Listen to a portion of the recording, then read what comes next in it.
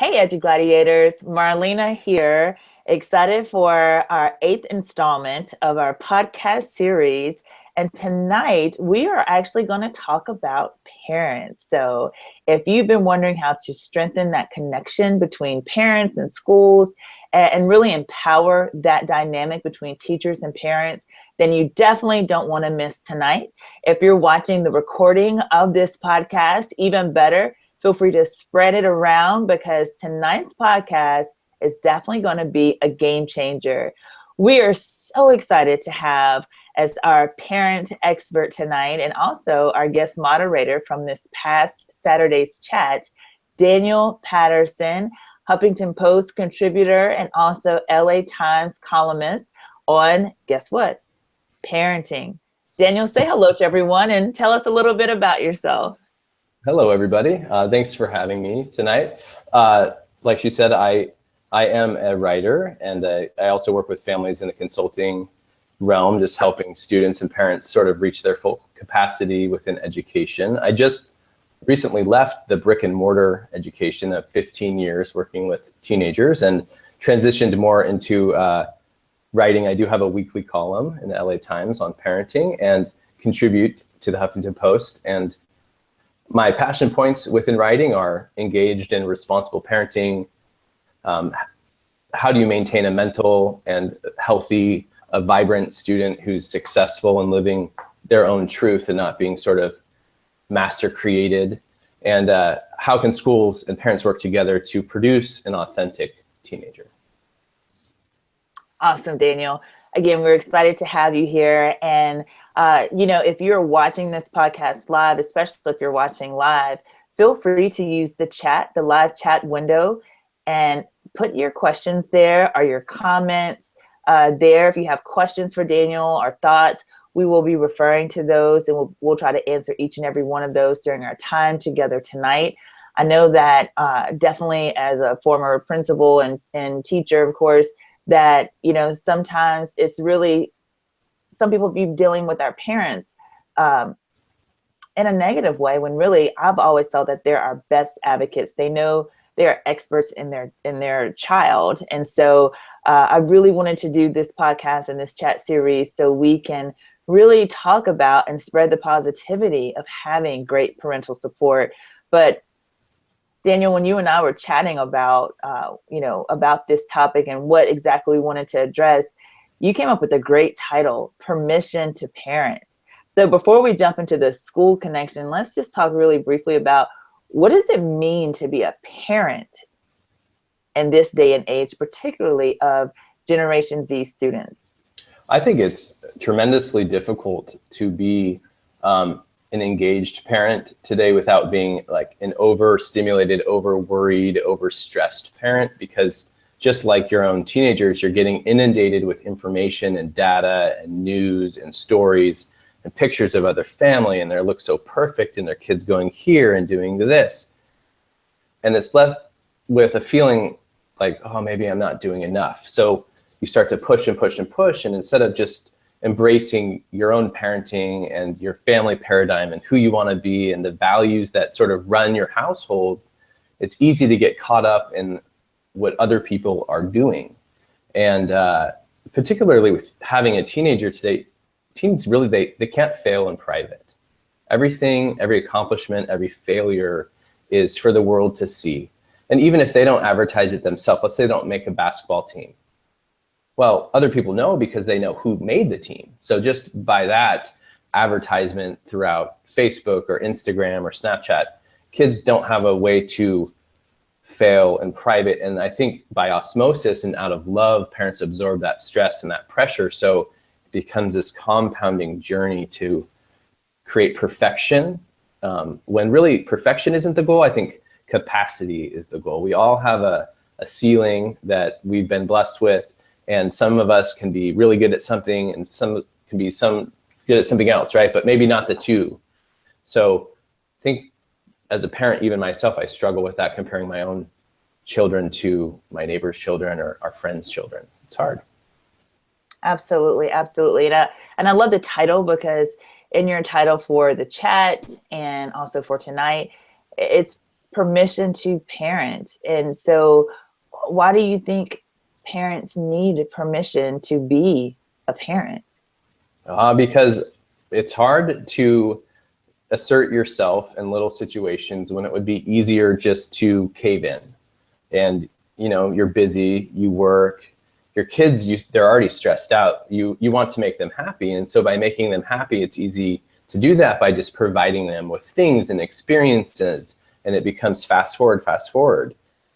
I like to say that right now in a lot of affluent communities, high school is the new college, because so many experiences are being given to them early as a reward for their high performance and as a validation of their hard work. So permission to parent is, look, you can slow it down. You can bring it back down to basics and let them be that age. They're only going to be 14 once. They're only going to be 15 once. So they need you. And the other thing is just working as an administrator and a teacher for so long, the common denominator with kids who are high performing, excelling, 5.0 varsity athlete, and the kid nearly dropping out of school, suffering from addiction, they felt like their parents weren't engaged or involved in the right way or for the right reason. And that they weren't really actively invested in what they were doing. They were more invested in who they wanted their kid to be and not who their kid was. So permission to parent. I'm the parent. Absolutely. And, you know, when we talk about technology and social media, I think that adds another layer of complexity in parenting. I know just in my personal experience, just from the middle school level, and I'll just start there, is, you know, every year I would, you know, have our open house, our parent night, and I would empower, and I would tell parents, like, I'm empowering you to be their parent, not their friend. Right. They have enough friends already, you know, and in my particular schools, I'm over 1,200 kids there. They have plenty of friends, but I needed them to be a parent, especially when it came to the social media and the technology, and to lead by example. How have you dealt with or how have you supported or guided parents in dealing with that social media aspect? Because as a former school principal, you know, kids are going to be kids and they're going to make mistakes with social media, and we use that as teachable moments. But again, that extra layer of complexity when we're helping our parents understand that and to model great digital citizenship. What do you suggest? Well, I think the modeling, for one, is super important. I think the apple doesn't fall far from the tree, and some of the content that gets posted on social media, and kids look to the parents to see what's appropriate and not appropriate. I think that goes with anything that they might do. But I also think that social media is just a manifestation of how well the parent is able to instill and articulate that family value and the family paradigm in their child.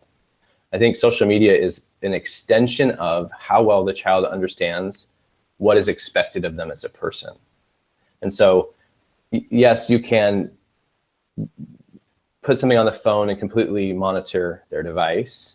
I wouldn't suggest that, because you can't unsee what you'll see and you won't unknow what you'll know. And I don't think you want to know all of those things. Maybe if there's some crazy experience and you have a good reason to, for sure. But I would just try to parent from a position where you're letting them know that everything they put on social media stays on social media. I think with a lot of like Instagram Live now or Snapchat, there's a perception that everything can go away. There's still screenshots and there's still ways to get it. If things went really sideways and it went to the next degree, they could be found. And cyberbullying, I think, as it leaks down into the school system, even from outside, you're starting to see more suspensions and high profile cases with cyberbullying. So as a parent, I think social media is one arm of many different focal points, but the factor is instilling that strong moral compass and having them understand that if they leave their lane, what's going to happen? If you build a fence, they play in the yard. So what happens when they leave that fence? As a parent, I think you need to be consistent with that, including social media. Absolutely. And again, if you're watching live tonight, please put in your questions that you might have for Daniel, your thoughts, or any resources that you have that you found very useful in your experience as an educator in strengthening this parent and school connection.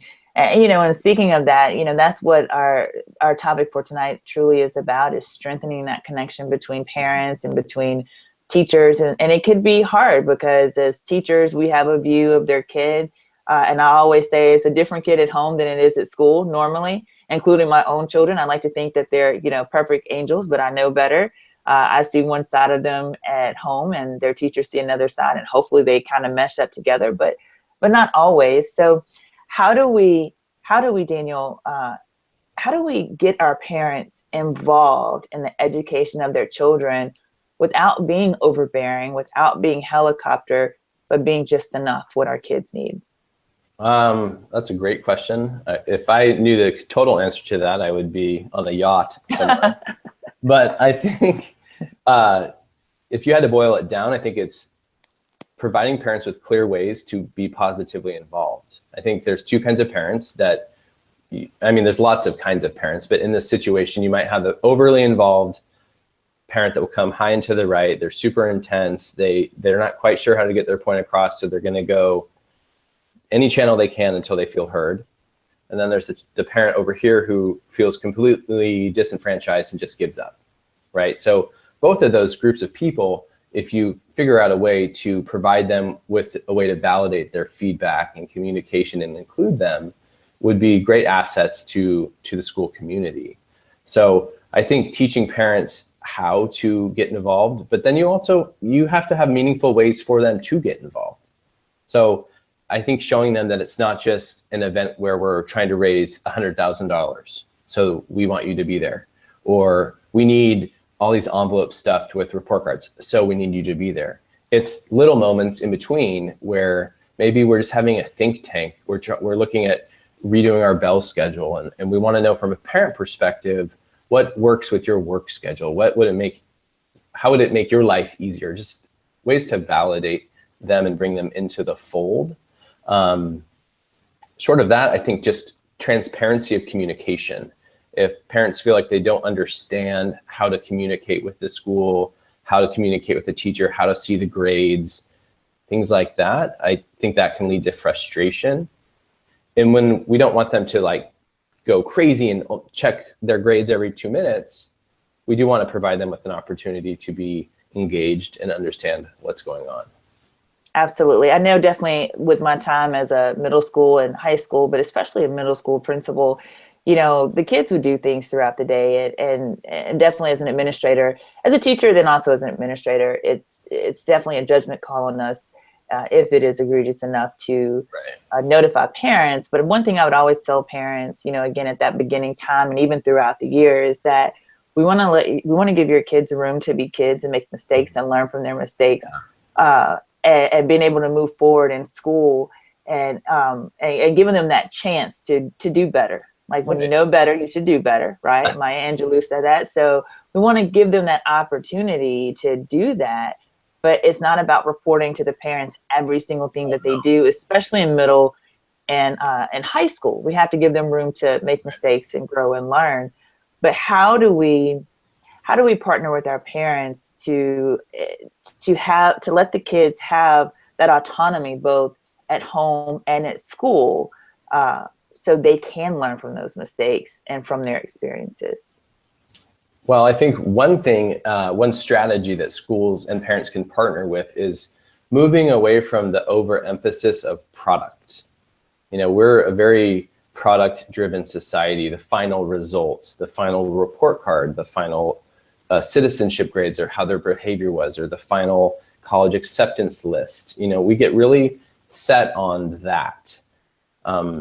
But if we can both partner on process, are you providing them with a place and a time and an expectation to study? Are you making sure that they're well rested, that they're not overly social, that they're having good behaviors, and making good choices? And when they're not, just like the school doesn't need to know everything that the child does over the weekend and they get in trouble. And the parents, vice versa, don't need to know every little thing that the kid does at school.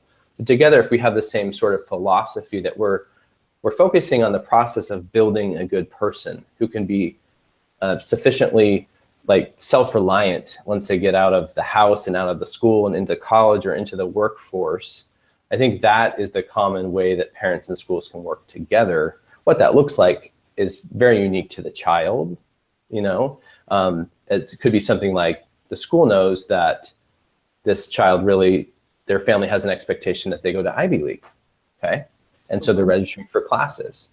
And this family wants that kid to take 5 AP classes. Mm-hmm.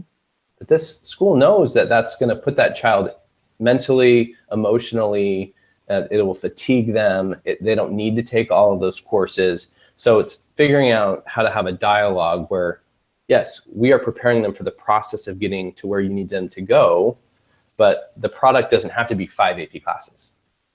The product could be doing really well in 3 of them and continuing to play their sport and do community service and be more of a whole person rather than a sort of like a one-trick student.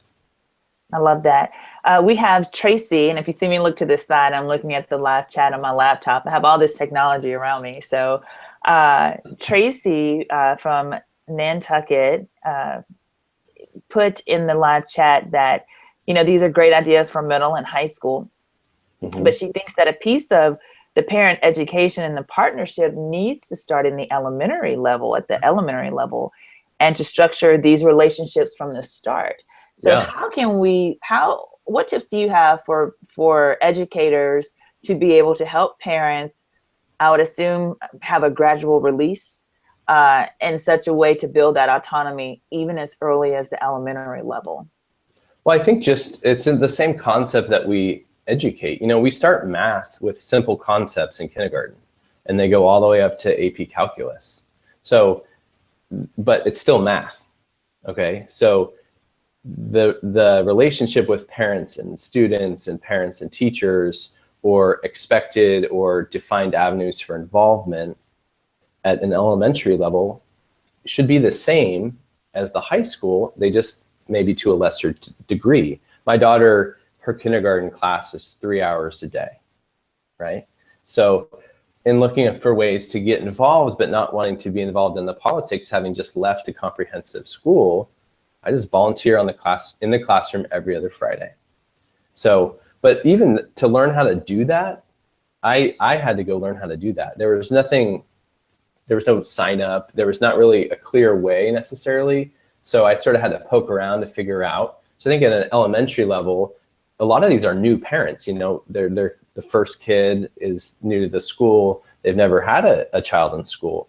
So at an elementary level for a school, from a school perspective, I think making it really clear how they can be involved or what the expectations are. Jessica Leahy wrote a book called The Gift of Failure, and I recorded a podcast with her, and she came and spoke here in Newport, and she talks about working in proximity with your little one. So a lot of the questions that they ask as a little child are things that they will figure out on their own, but they just want that comfort of proximity. So chopping vegetables, making dinner, and they're at the kitchen table, and they ask you a question, and you say, "Oh, hold on, I'm just chopping this onion." And then by the time you're finished chopping the onion, they figured it out. So I think in a certain sense, from an elementary, we assume that parents know how to be involved, but they really don't. I'm a perfect example. I was a high school administrator, and I had no idea how to get involved with my daughter's kindergarten class. Wow. One thing you said in that sharing just now that really stuck out to me was that it wasn't communicated clearly to you how to be involved. And one of the questions that you posed on Saturday was about communication and what are the best ways, or, asking folks to share how they communicate with parents. Can you talk a little bit about that communication piece with parents, particularly if you have working parents? Right. I think a great way, a really simple way to communicate important information from an elementary school to a parent is to make it a homework assignment where the child has to articulate the message in a creative way to their parents, and the parents have to initial that they've received that information. I mean, elementary pairs a lot of practical skills with assignments where they have to write a sentence about what they did over the weekend. So something that's going to connect the school with the parent, you're sort of killing 2 birds with 1 stone. You're going to somehow weave in what they're learning about with what they want the parent to know. I don't think that, every parent has Twitter, and not every parent, I get an all call on my cell phone, and I don't know that I've ever listened to any of them because I'm not sure. One, I know that my wife will listen to them, but also for me, that just is such an impersonal way to get information. It just feels almost, I don't want to say rude, but it's just so impersonal. I guess they're just checking a box that they communicated with me, but I'm not really certain they actually want me to know. Mm-hmm. So I like that. I like that. So maybe some ways, and I think in the chat, when I was looking at the chat from Saturday, a lot of folks were saying that you need various ways to communicate with your parents, which I think is true, because everybody receives information and prefers to receive it in a different way. So for some, it is the social media. Others, it is having, whether it's coffee at the school. I think you might have mentioned, what did you mention? Like coffee with the counselors? Yeah, our school at one point was doing coffee with the counselors at mid-morning once a month, just as a way, as a touchstone. There was not a particular agenda per se, but just a way to be able to sort of triage the dissemination of information that didn't get out, or to clarify questions that weren't super crucial, but maybe would be just good PR to, you want to remain approachable and have ways to have that basic human face-to-face interaction. I think especially with the parents still are old school in that they want that, that face-to-face. I'm perfectly content with like a remind text for Remind 101, or if you're going to use Schoology or any of those other platforms to get information back and forth. But one thing that we just did at my last high school was have a really clear way for parents to make appointments, because rather than just doing a drive-by, they come into the office, they're hot, they want to see someone now, but they couldn't. Okay, well, if I knew how to make an appointment before I came here. And so implementing a more clear way to have appointments or to make appointments is also an effective way. One of the things that several of my teachers did, particularly in the middle school where I finished up, was, and we talked about, how do we get our parents more involved? How do we get the conversation between parents and their child to be more than, how was your day at school? It was all right. Or what'd y'all do today? Nothing. So we started sending home conversation starters. For instance, in the newsletter or the weekly email or what have you, my teachers would actually put like, okay, here's some conversation starters about what your child will be learning this week. And so here's some great questions to ask them, this week about what's going on. And also here are the answers. The older they get, it's been a long time since our parents have been middle schoolers or high schoolers. So we would also include the answers. Right. Yeah. New math. Math. Yeah. Yeah. And you know what? It was really great. We had great feedback from our parents that said, I could talk to my kids about specifics of what they were learning in class. The kids would also ask, how did you know that? Right. Even though the teachers would post on their websites, what they were going over. It gave the parents a chance to say, I'm your mom, or I'm your dad. I know everything. Right. Because there's still some power in that, I believe. Right. But we would have those conversation starters. And then I like what you said about appointments. One thing that I never shied away from as a teacher nor as a principal is, if a parent has an issue, a concern, a question, call me. If you want to come see me, come see me. I always made time for that, because I believe that in our digital world, we've lost the art of conversation, and we communicate better in person, with teachers and what have you, but everything can't be said in an email, because you can't necessarily understand the tone. Or you can misinterpret tone. Tone is horrible, because in email, especially when it's adversarial, you assume that the other person's tone matches your own mood, right? So if you're fired up, you think they're being rude. If you aren't, you think they're being polite. Maybe they are being rude, So I think a lot of those face-to-face interactions save unneeded emotion, stress, things like that, definitely. Absolutely. And another idea for those that are watching or listening that was very helpful for me is, I would tell my parents that, because we do have email, we do have social media, we want to be available as much as possible. But of course, we all have our own families too. But that if something is bothering them and it's after hours, it's in the, the evening, go ahead and write that email or just say, hey, can you call me tomorrow? So that parent can get that out and start kind of processing and releasing that. And I would tell my parents that, if you email me like at 9 o'clock at night, because you just found out something, maybe your child just told you about something that was bothering them or going on, that's totally fine. And I will definitely get to it in the morning. And a lot of times I would say, well, hey, I just got your email. Why don't you come on in and let's talk about it? Or I can give you a call and let's talk about it. And same for the teachers, because I think that communication piece is so key.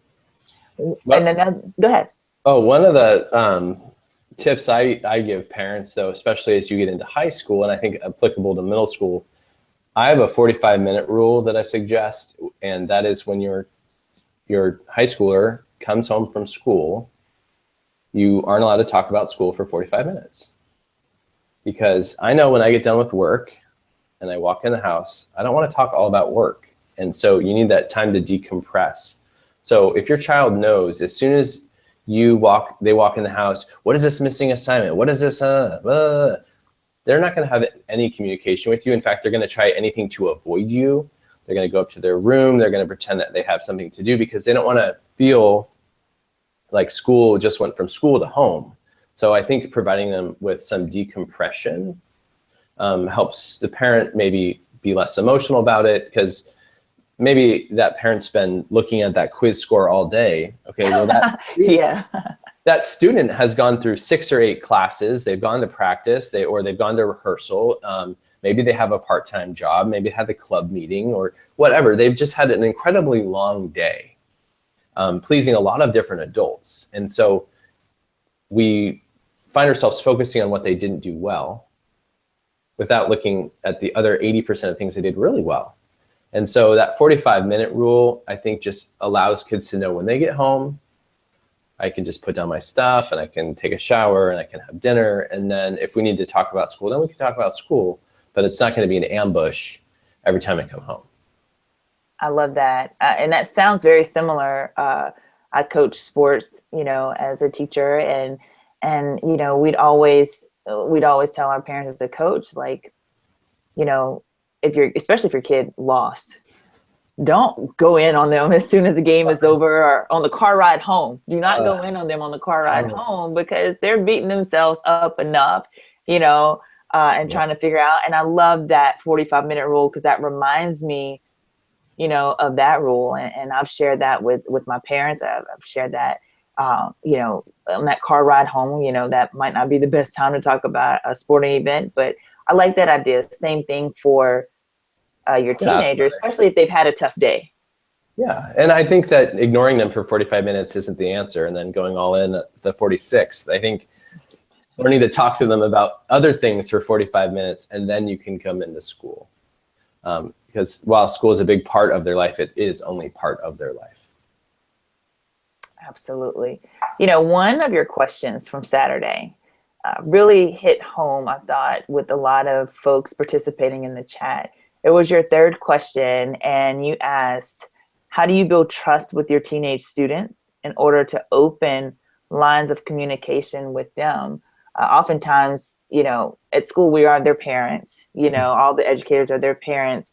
And how do we open lines of communication with our students so we build trust with them, especially if it's social pressures, family dynamics, whatever, because if they're distracted, they're not going to learn. So how do we do that? Well, I think kids can see, they have a very good detector of authenticity from adults, especially teachers.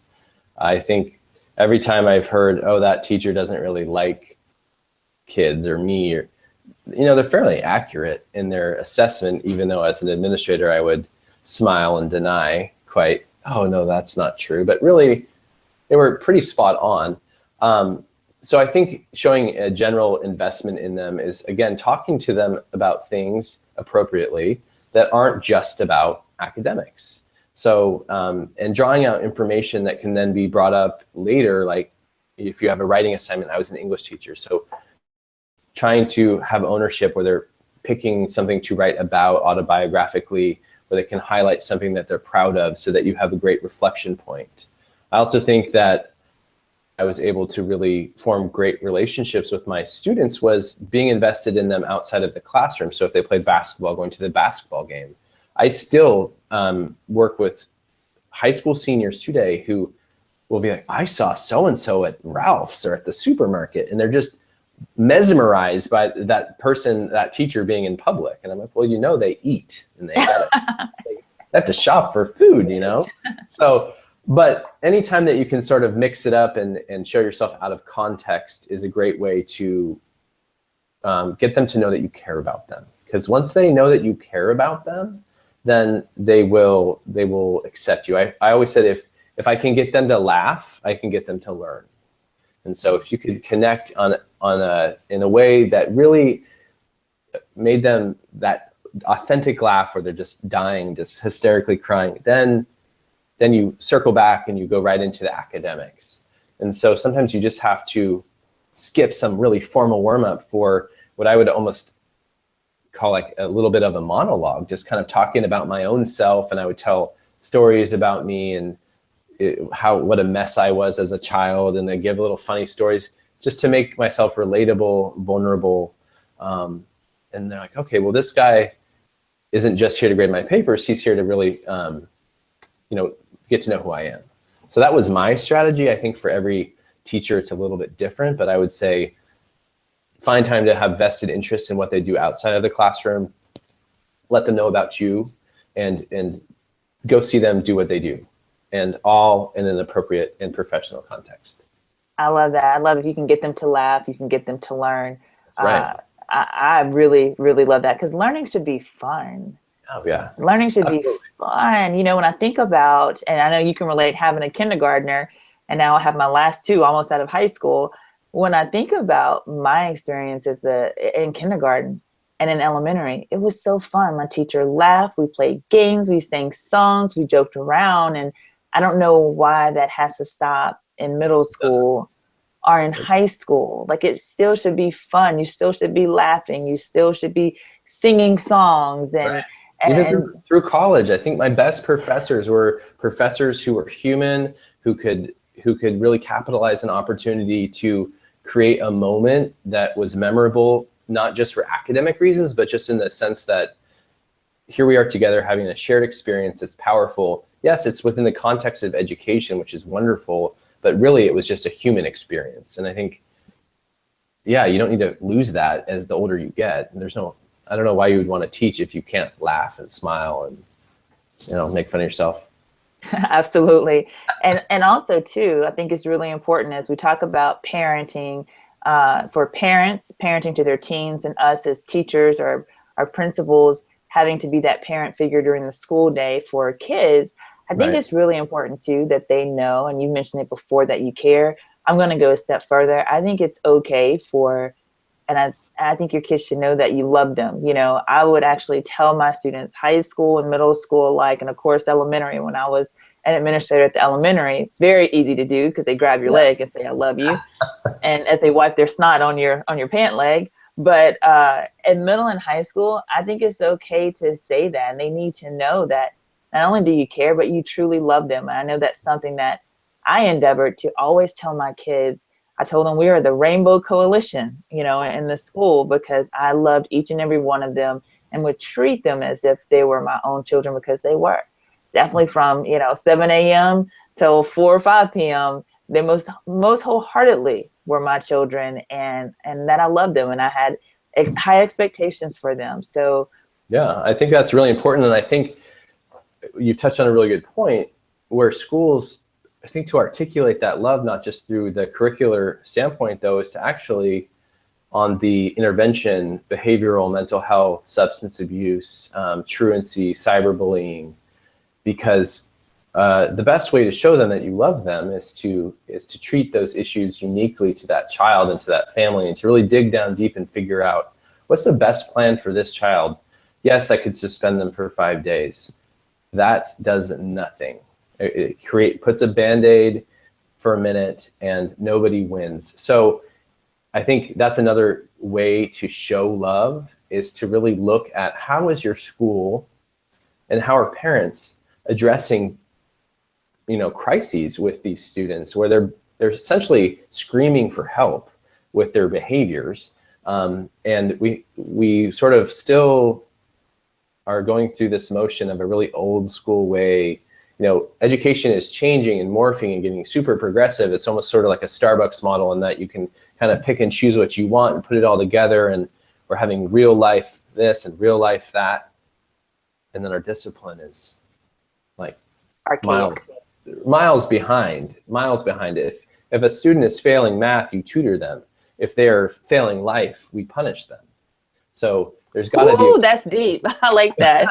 There's got to be a way to reinvent that and to articulate love through our response to intervention. Shouldn't just be in the context of academics. It should be in the context of behavior. Absolutely.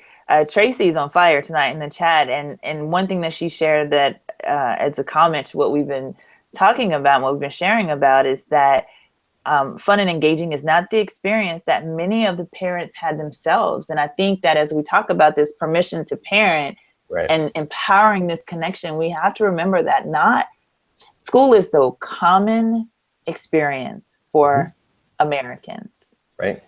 We don't exclude any of our kids when we educate, unlike some countries that we're beating ourselves up over to test better. Well, not all those kids go to school in that country. We educate everyone in our country. Everyone is entitled, and we endeavor to be everything to everybody in public education. And I love that. But we have to remember that parents still view sometimes their child's experiences through their past, through their eyes. And it's important that we spend as much time educating our parents as we do our kids. And that's a hefty responsibility, but our kids are worth it. Absolutely. I think, that living vicariously through school, I mean, parents could have a negative connotation with school. They didn't like it. They got kicked out. They were bullied, etc. They moved, maybe they were military and they moved a ton, so they never really had deep connections with anybody. So oftentimes, again, with no vehicle in which to express those concerns or to feel invested in a school community as a parent, they're left to their own devices, which oftentimes is pulling marionette strings of their own student to try to make them have this utopian experience that's not going to be sustainable in college and certainly not in life. So you get a lot of permissive behaviors, like I'm going to let them party because I want them to be popular. Or I don't really care if they drink as long as they have a 4.0, or I'm going to do whatever it takes to make sure, hire 90 tutors to get them to a threshold so they'll get into a college that's really not necessarily intellectually for them. I think there's a saying that college admissions is a match to be made and not a contest to be won. And I think a lot of times we miss the mark on that as parents. Absolutely. I love that. I love and agree with everything you said. This entire time together has been so enlightening. And, I think as educators, we do a really great job in general of trying to build relationships. Of course, there's always room to grow. But how I know that I've reached a child, and how I think many educators know, is that when something serious is going on in that child's life and they choose to come to you because you're a safe place for them. That's right. Because you've built that relationship, you've built that communication with them. Heck, they're with you 7, 8, 9 hours, sometimes 10 if you're at the high school level, with you as much as they're with their parents. How do educators handle when students are sharing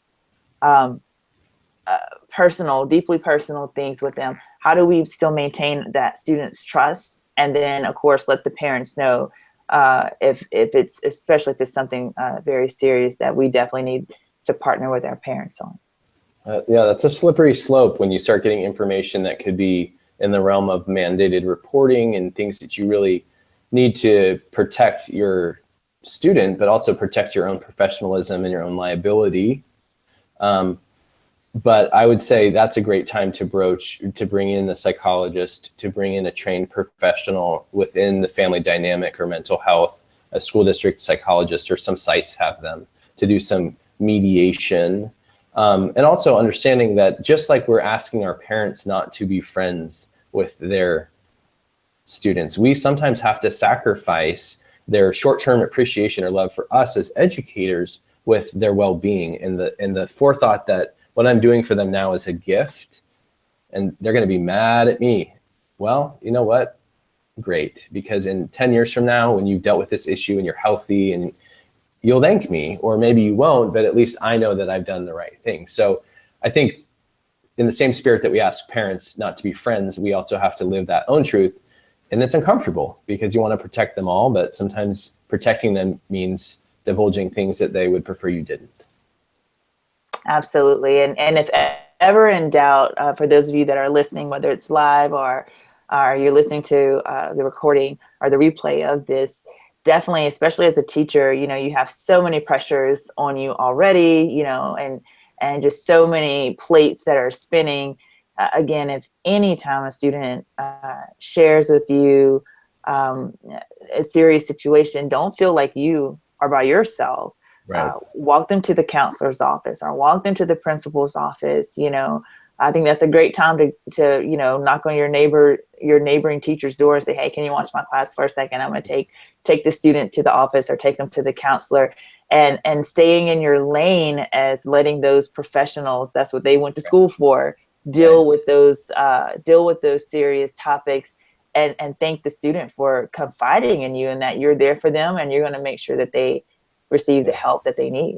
And ultimately that student's telling you because they know that they need help and they want help and they're coming to you for a reason. So when you go to someone for help, you have to trust that they're going to make the best decision for you. I also just overarching theme with parents and schools is I really believe that parents are great advocates, they're great allies. And I think focusing as a school site or a school community on really reframing the relationship with parents and trying to coalesce parents and teachers and figure out better, more transparent, well-defined ways to get involved within the context of how much time you can give or what kind of priorities you have as a parent. Maybe you aren't a kind of person that's going to give money, but you want to give your time. So I think parents they go sideways sometimes, but it's out of love because they love their child. And often they act out just like a kid would act out because they're not quite certain how to get where they need to go.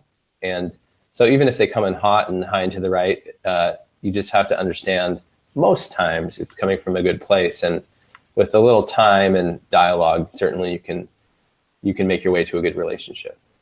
Absolutely. Again, if you're watching live, please be sure to put into the live chat any questions that you have for Daniel as we're nearing the end of our time together tonight. And I want to make sure that you have an opportunity to hear directly from our expert here. Daniel, switching gears a little bit. All right.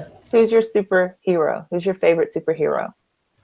Oh, I don't know I would say in the context of my childhood, the person that I looked up to the most that wasn't a family member was the tennis player, Pete Sampras, which is completely out of left field. But he just has an incredible story. And, you know, his parents were immigrants and he was basically self-driven, self-made tennis professional.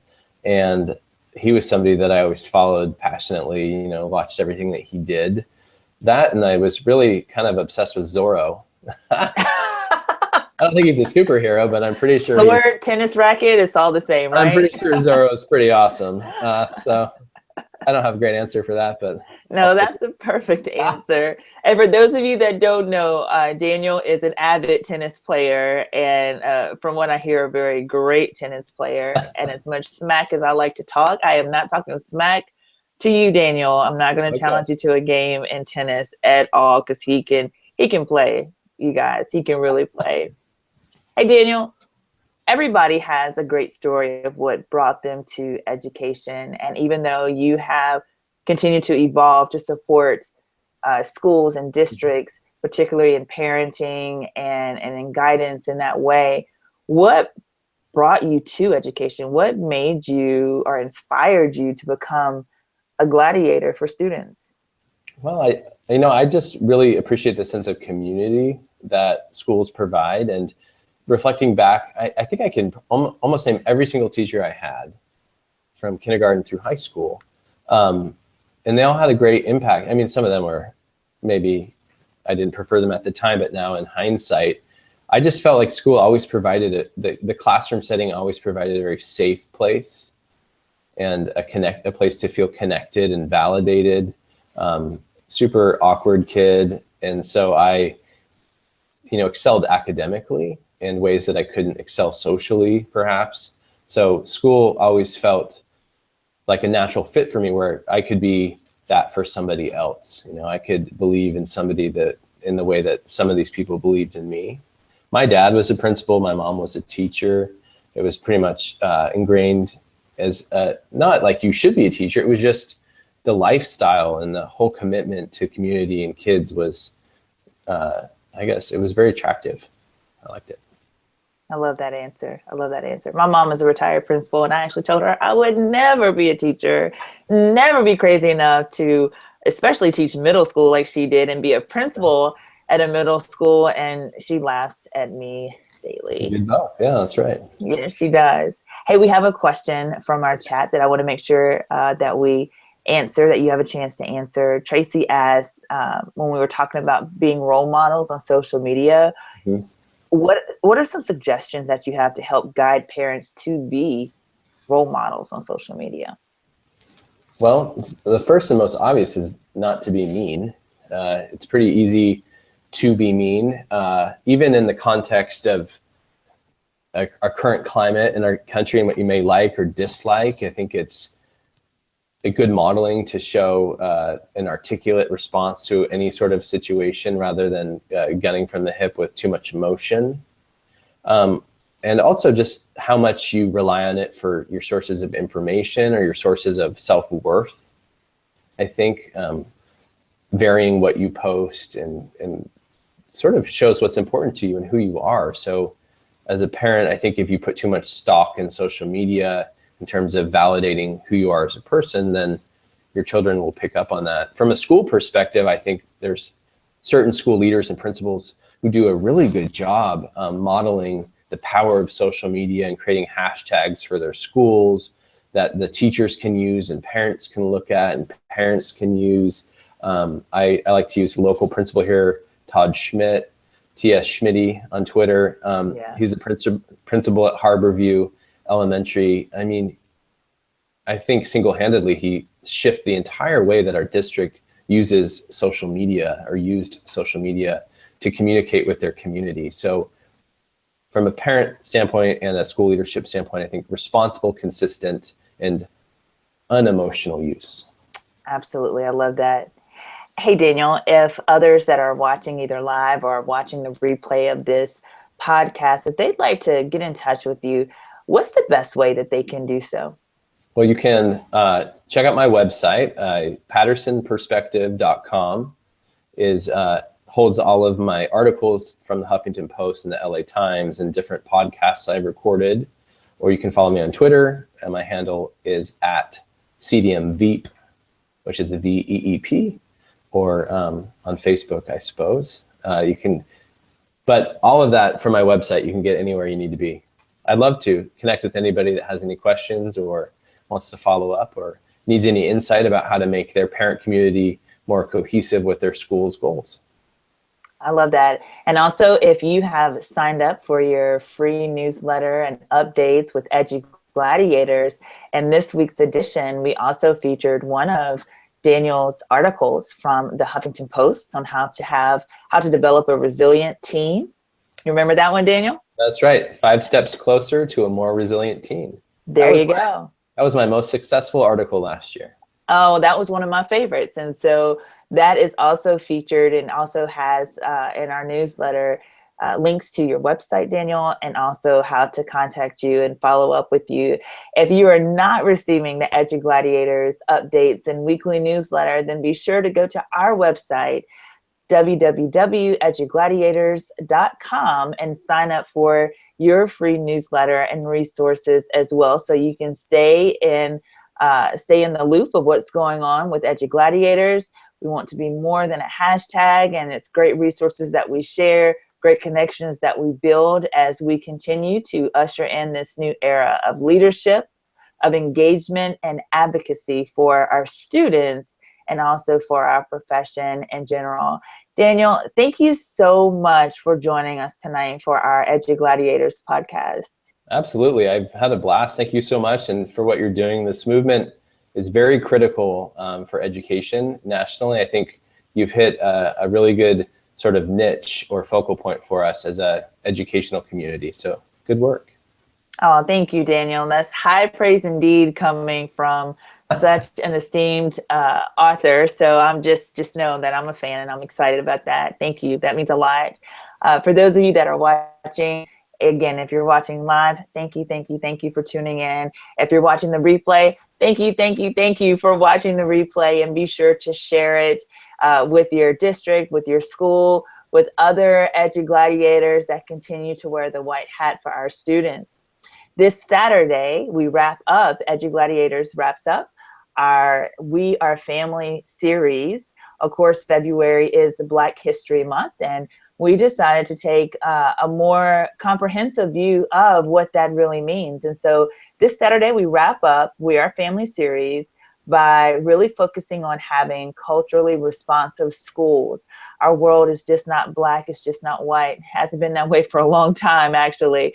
But I think that is so fitting that now more than ever that we talk about how we can be more inclusive and celebrate the diversity of not only of our ethnicities, but also the things that make us special, the things that make us different, because I believe that there is strength in our differences. And if we know how to celebrate that and come together and collaborate with that, we are unstoppable. We're limitless. So we definitely want you to tune in this Saturday for our last chat of the We Are Family series, where we will focus on culturally responsive schools. Again, Daniel, thank you so much for joining us tonight. Again, a pleasure to have you. And for those of you that are watching, thank you for tuning in. If you're listening, thank you for tuning in. And we look forward to our next podcast. So make sure you follow and sign up for our newsletter so you can be in the know. And you can also see what upcoming podcasts we have as well. Thanks, everyone, and have a great night.